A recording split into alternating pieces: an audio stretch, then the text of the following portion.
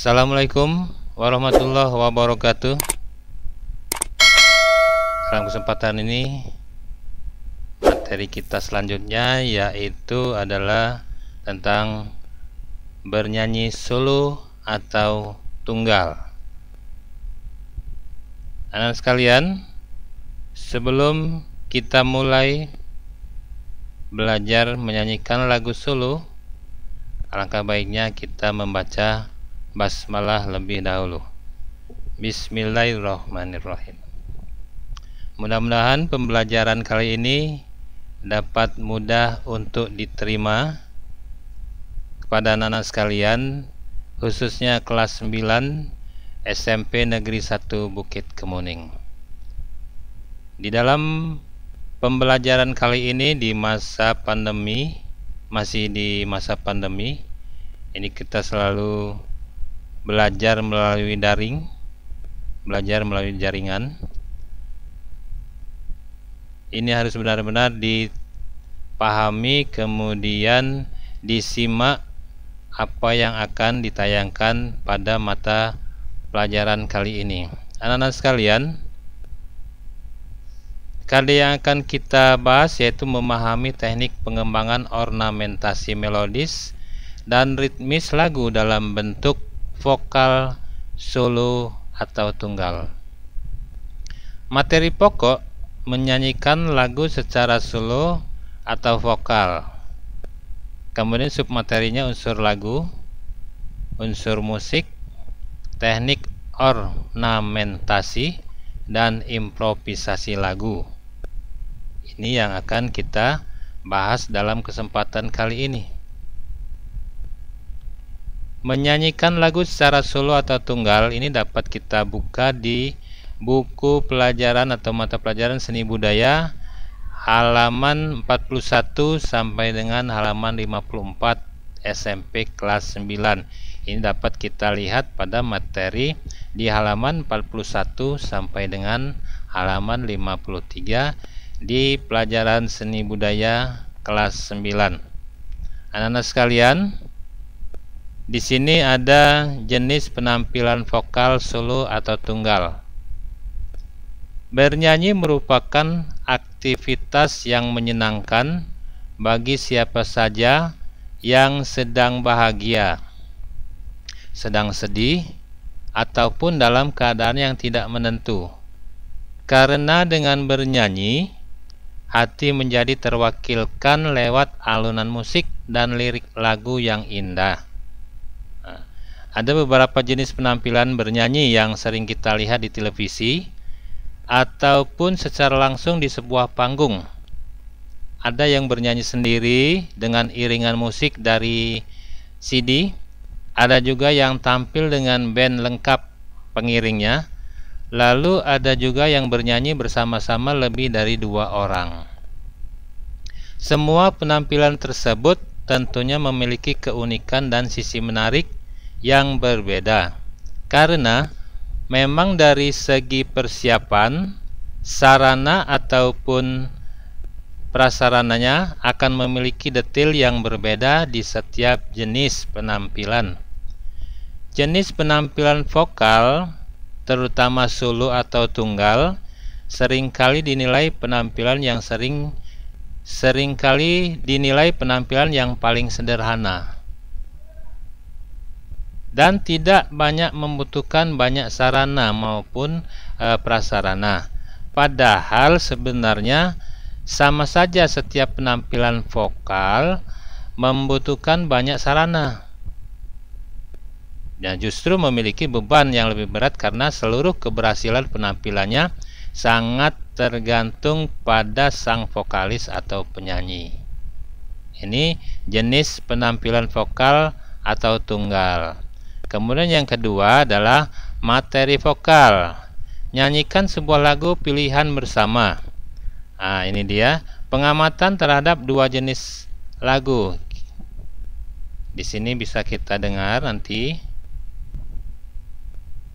Anak sekalian, ini contoh lagu seharusnya. Akan tetapi di sini tidak dapat ditampilkan.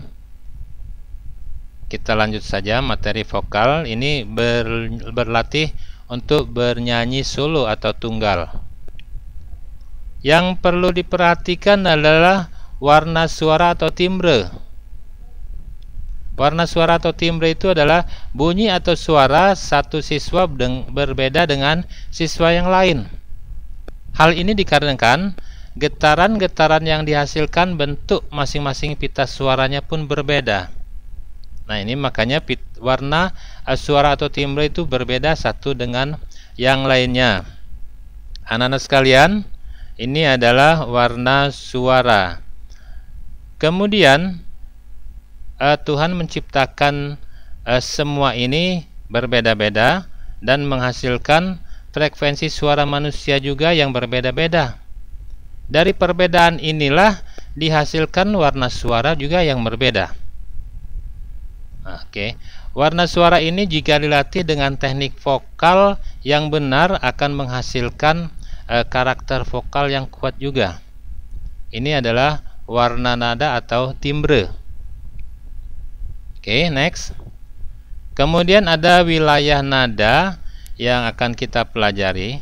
Wilayah nada itu adalah kemampuan seseorang dalam mencapai ketinggian dan rendahnya nada, yang menyebabkan seseorang memiliki wilayah nada tertentu. Oke, wilayah nada tertentu. Setiap orang memiliki wilayah nada yang berbeda-beda sesuai dengan ketebalan pita suara, kemudian juga upaya seseorang itu dalam mengolah teknik vokal. Dengan kata lain, wilayah nada seseorang bisa bertambah dan bisa berkurang sesuai dengan intensitasnya dalam berlatih olah vokal. Jadi wilayah nadanya ini tergantung dari sejauh mana kita belajar olah vokal. Kalau kita sering belajar olah vokal, otomatis wilayah nada kita itu akan semakin jangkauannya semakin melebar atau semakin tinggi. Ini untuk wilayah nada.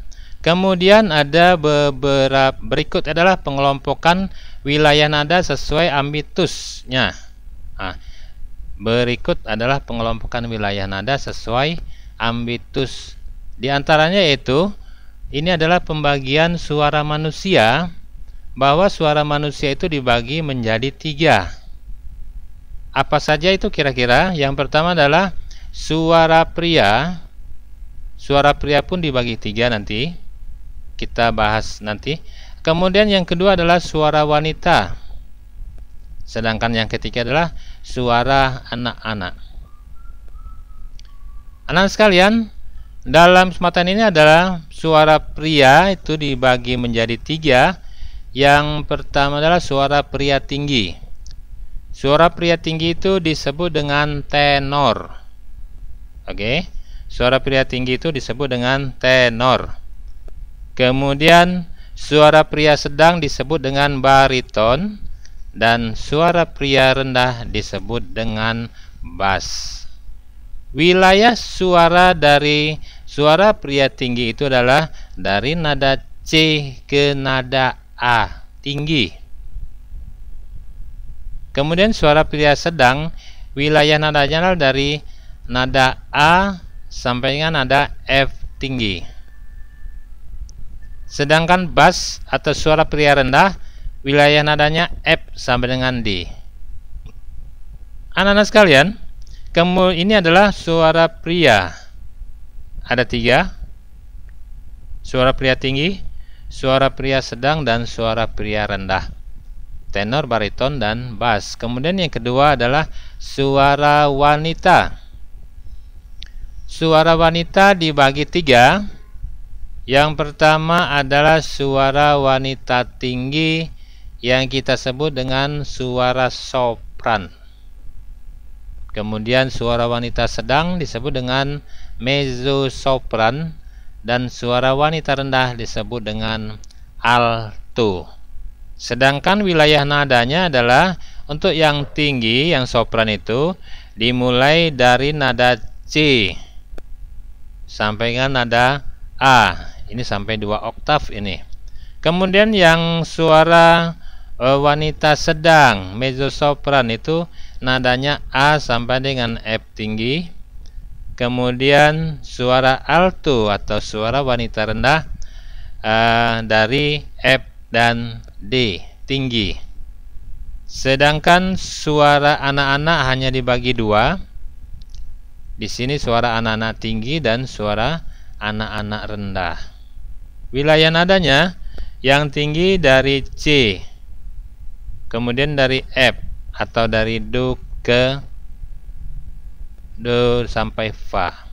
Kemudian suara anak-anak rendah itu dari A sampai D atau La ke Mi. Maksudnya bukan Mi tapi Re. Anak sekalian, kemudian di dalam kita bernyanyi solo atau tunggal, itu yang harus kita perhatikan adalah teknik vokal. Teknik vokal itu adalah bernyanyi merupakan kegiatan yang menyenangkan bagi pendengarnya maupun bagi penyanyinya sendiri. Ini yang harus kita perhatikan adalah teknik vokalnya. Kapan kita mau suara tinggi, kapan kita mau suara rendah, kapan kita mau suara yang suara 2, 3 dan sebagainya. Ini yang harus diperhatikan adalah teknik vokal agar menyenangkan bagi yang mendengarnya. Kemudian di dalam berteknik vokal atau bernyanyi solo, ini yang perlu diperhatikan adalah sikap bernyanyinya. Sikap bernyanyinya itu yang harus diawali dengan sikap bernyanyi yang baik. Karena sikap berdiri yang baik dapat memaksimalkan tenaga untuk bernyanyi. Berikut ini cara berdiri yang baik pada saat bernyanyi itu apa saja, diantaranya yaitu yang pertama adalah badan tegak dan rileks, kaki dibuka sedikit. Jangan seperti kita sikap sempurna, itu agak susah kita untuk mengambil nafas atau untuk memaksimalkan bernyanyi. Kemudian berat badan bertumpuk kedua kaki. Oke, berat badan bertumpu dengan kedua kakinya. Ini yang B-nya. Kemudian dada dibusungkan tapi tetap rileks. Dada dibusungkan akan tetapi tetap rileks. Kemudian pandangan harus ke depan. Mengapa demikian? Karena di depan adalah ada penonton. Oke, posisi tangan rileks di samping kiri dan kanan. Jangan terlalu kaku. Apabila kita menggunakan mikrofon, maka mikrofon itu harus disesuaikan jaraknya dengan sumber suaranya, yaitu mulut atau bibir kita. Jadi jangan terlalu dekat, jangan terlalu jauh. Ini adalah untuk sikap bernyanyi. Kemudian ini ada pernapasan yang kita perlukan atau kita pelajari dalam teknik vokal. Sebutkan 3 macam pernapasan. Apa saja kira-kira 3 macam pernapasan itu? Yang pertama adalah pernapasan dada.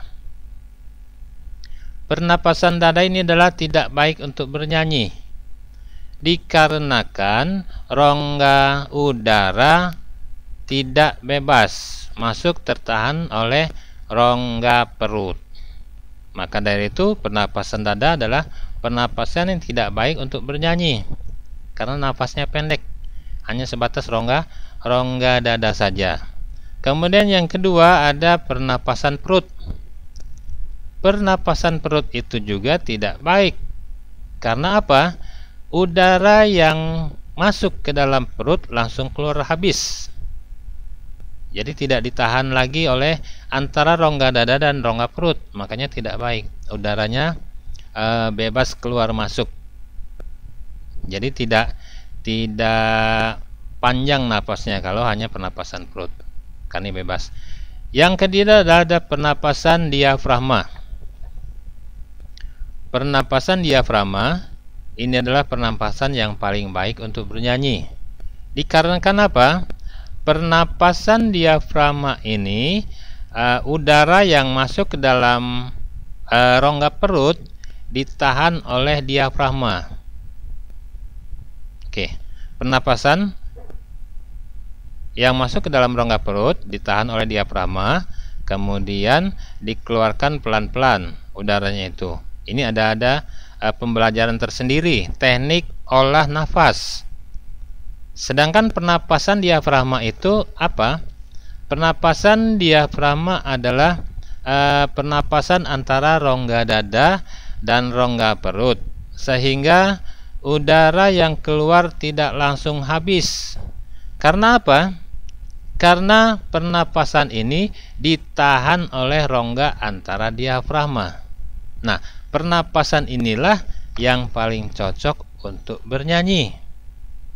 Oke, anak-anak sekalian, ini adalah gambar dari diafragma.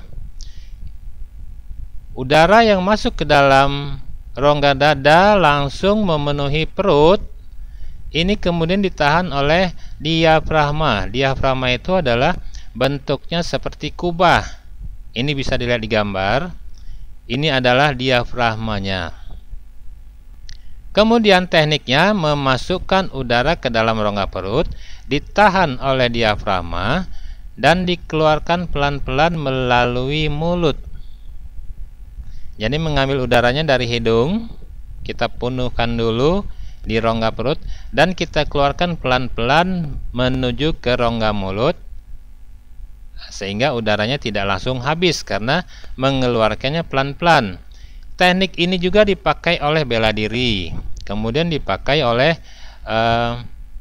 ngaji atau qori itu menggunakan teknik pernapasan diafragma. Apalagi sekarang kita belajar untuk bernyanyi, itu kita harus banyak menyimpan udara di dalam rongga perut, akan tetapi mengeluarkannya pelan-pelan. Anak-anak sekalian, di sini adalah tahap untuk berlatih pernapasan diafragma. Ambil napas melalui hidung. Bayangkan seperti mencium bau parfum dengan lembut. Lalu udara langsung masuk ke dalam rongga diafragma atau rongga perut, dan seketika otot diafragma akan mendesak ke bagian depan, dan seluruh udara menyebar di diafragma sampai ke samping bagian belakangnya. Kemudian tahap tersebut kira-kira 5 detik, rasakan benar. Otot diafragma makin kencang. Istilahnya kita menahan nafas selama 5 detik untuk olah nafas. Lalu keluarkan nafas tersebut dengan lembut, mengeluarkan suara desis halus dan rata sambil dihitung berapa detik kita dapat menghabiskan napas dengan desis tersebut. Oke. Suara desis itu bisa diganti dengan menyerupai lebah, misalnya suara zzz, atau tiupan, atau kita mengucapkan huruf vokal. Apa itu huruf vokal? Huruf vokal kalau di bahasa Indonesia adalah huruf hidup. Nah, itu yang akan kita pelajari di dalam teknik vokal. A, I, U, E, O. Ini untuk mengambil napas untuk pembelajaran teknik olah nafas. Ulangi beberapa kali latihan di atas sambil berupaya agar banyaknya hitungan desis yang dikeluarkan semakin banyak. Setiap kali berlatih, semakin bertambah durasinya, berarti kekuatan otot diafragmanya akan bertambah kuat. Setelah terbiasa melakukan olah pernapasan seperti di atas, mulailah untuk memproduksi suara pada saat bernyanyi dengan sumber tenaga dari kekuatan otot diafragma. Nah, itu dia teknik olah nafas. Selanjutnya yaitu resonansi. Di dalam bernyanyi, seseorang harus dapat menggemakan suara dengan cara menempatkan sumber suara agar suara lebih keras pada saat dikeluarkan dan sampai kepada pendengar. Proses menggemakan suara ini disebut dengan resonansi. Oke. Agar nada rendah dapat dicapai dengan tepat dan halus. Ini harus kita pelajari tentang resonansi dalam bernyanyi. Anak-anak sekalian, kemudian ada 3 jenis resonansi atau tempat memantulkan sumber bunyi sesuai dengan fungsinya. Yang pertama adalah resonansi dada. Resonansi dada itu memantulkan sumber bunyi pada bagian dada akan menghasilkan suara rendah. Jika akan memproduksi suara yang rendah, hendaklah menggunakan resonansi dada agar nada rendah dapat dicapai dengan tepat dan halus. Ini resonansi dada. Kemudian resonansi yang kedua adalah resonansi hidung. Ini memantulkan sumber bunyi pada bagian wajah seputar hidung, sehingga atau yaitu meliputi tulang rahang, tulang mulut sampai ke pipi, akan menghasilkan suara sedang yang tepat dan halus. Oke, anak-anak sekalian, kemudian selain itu, kerja dari tenggorokan tidak terlalu berat dan tidak mudah lelah. Suara yang dihasilkan pun akan terdengar lebih bening dan lebih bersih. Ini kalau menggunakan resonansi hidung. Oke, next. Kemudian ada resonansi kepala. Ini adalah tempat memantulkan sumber bunyi sesuai fungsinya. Yang ketiga ini adalah resonansi kepala. Ini memantulkan sumber bunyi pada bagian kepala, akan menghasilkan suara tinggi dan suara halus. Nah, anak-anak sekalian, untuk dapat menghasilkan nada-nada tinggi yang tepat dan halus, resonansi kepala ini harus juga disupport dengan kerja otot diafragma yang maksimal. Jangan sekali-sekali memaksakan memproduksi suara tinggi di tenggorokan, karena sudah pasti nadanya tidak akan sampai dengan tepat. Suara tidak akan bening dan akan terasa sakit di tenggorokan. Dan jika hal ini sering dilakukan, maka akan merusak kualitas pita suara. Jika hal ini sering dilakukan, maka akan merusak semua yang berkaitan dengan pita suara tersebut.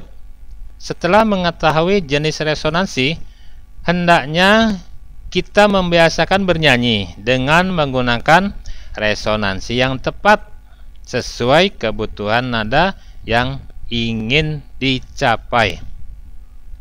Anak-anak sekalian, ini adalah resonansi kepala.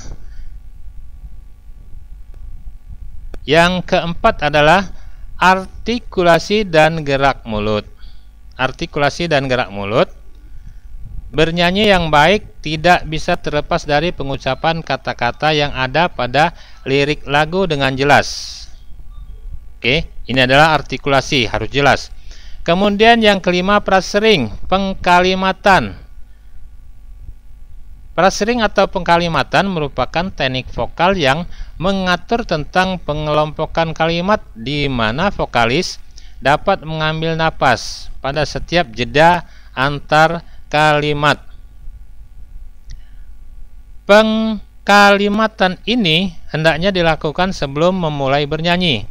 Beri tanda pada jeda antara kalimat sehingga ketika bernyanyi siswa akan tepat mengambil nafas sesuai makna lagu. Ini adalah prasering. Kemudian yang selanjutnya adalah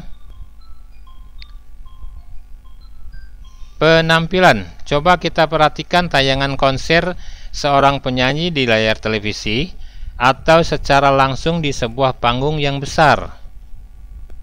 Nah, ini anak sekalian, lihatlah bagaimana penampilan mereka dapat dipastikan seorang penyanyi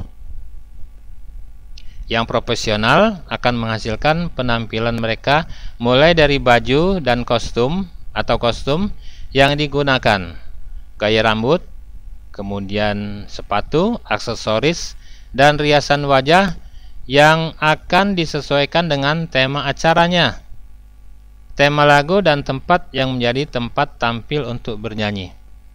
Hal ini dilakukan agar pertunjukan bernyanyi mereka akan lebih indah dilihat dan lebih berkesan. Ini adalah penampilan, ini perlu sekali. Anak sekalian, kemudian ada latihan improvisasi lagu secara solo atau secara tunggal.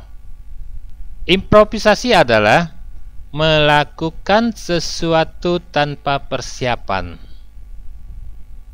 Dalam bernyanyi merupakan pengembangan ornamentasi pada sebuah lagu dengan tujuan agar lagu tersebut tidak membosankan dan lebih menarik, maksudnya agar tidak membosankan dan lebih menarik.